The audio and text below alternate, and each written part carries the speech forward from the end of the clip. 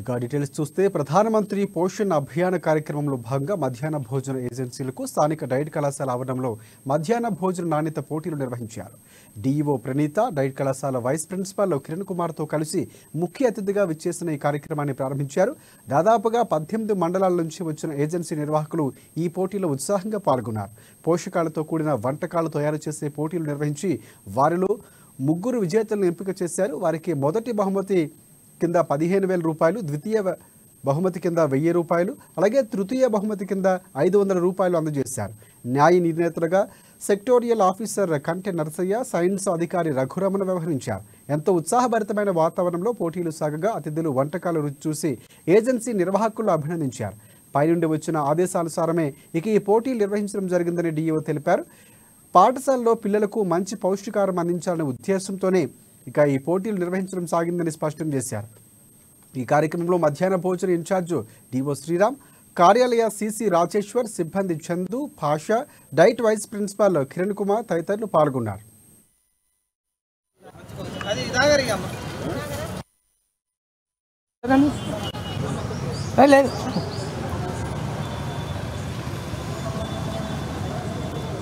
ప్రధానమంత్రి యోజన పథకం కింద మన పాఠశాలలో కుకింగ్ ఏజెన్సీ ఎవరైతే వండుతున్నారో వారికి పౌష్టికంగా పెడుతున్నారో లేరో స్కూల్లో అని తెలుసుకోవడానికి ఆదిలాబాద్లో డైట్ కళాశాలలో వాళ్ళకి కాంపిటీషన్ నిర్వహించడం జరిగింది.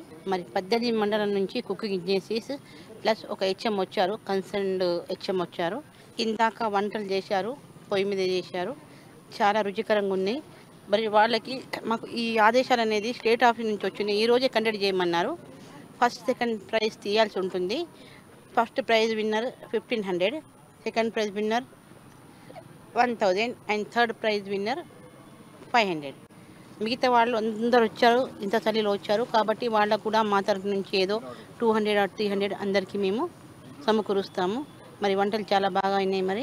మరి ఇక్కడ అందరూ ఎవరైతే హెచ్ఎంస్ వచ్చారో ఇంకా ఎవరైనా అందరికీ మేము ఇవాళ భోజనం పెట్టడం జరిగింది. ఎవరికి ఏం తక్కువ కాలేదు, భోజనం అన్నీ సమానంగా ఉన్నవి.